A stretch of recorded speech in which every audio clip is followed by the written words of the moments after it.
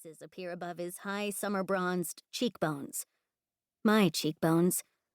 The same look he wore while calculating a landscaping bid. He offered a slow nod to the sky. "I suppose they are, Audrey. I suppose they are." The geese had all but disappeared into the clouds, which now glowed like warm buttermilk as the sun slipped behind the mountains. The seedling still rested in my hands, suspended mid-journey. So how do they know when it's time to leave? Dad removed his Oakland A's baseball cap, wiped the sweat from his brow with the back of his wrist, and scratched his mussy blonde head. "I don't really know, hun," he said, replacing the cap. "They just do, I guess." Maybe that's why the moments indelibly scored into my memory, on account of Dad's not knowing.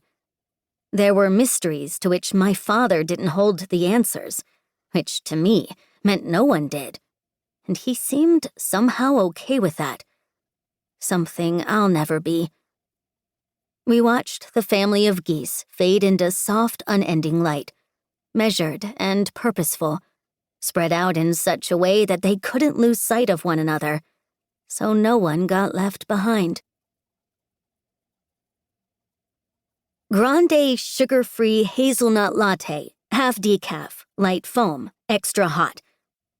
Enunciating each detail on my scribbled list, I willed the green-aproned hipster to make my order the highest calling of his day. If only I possessed Jedi mind tricks. "Oh, sorry," I add, heat rising to my cheeks, and half a stevia stirred in. "Here, need this?" I offered up the neon orange square of paper stuck to my fingertip, which is trembling noticeably. The barista's thin handlebar mustache stretches wide over a pandering smile. Does it really matter if he mistakenly pegs me as one of those self-important high-maintenance women? The kind I swore never to become? Okay, yes, it bothers me. A lot. I stuff a 5 I can't afford to part with into the tip jar. "Sorry, it's not for me," I say, leaning in. "I'll have a small light roast, please. I'm just a simple girl, you see." "So, a tall brewed coffee?" "No, a small— Oh, I mean yes," to detract from the accursed face flush. I laugh and toss my long and unruly auburn curls. How am I the only person with breath and a pulse in the Bay Area who doesn't speak Starbucks lingo? On the other hand, I speak fluent Dairy Queen, which ought to count for something. "The smallest tall you've got." I add a wink. "Actually, let's make that a decaf." When I give the barista my name, he scratches it on the cup in black Sharpie, leaving the E out of Audrey. His eyes, 2 dark espresso beans, twinkle with politeness. But I read something else. Condescension, perhaps. I'm being paranoid again, of course. I've probably just caught an unsettling glimpse of myself reflected there. I can't recall ever, even as a teenager with funky hormones, being so easily rattled. But lately, I've been forced to wonder, what good is magna cum laude if you're easily intimidated by a barista? I'm sardined in the pickup area next to a woman with a flawless updo, who smells like the Nordstrom perfume counter.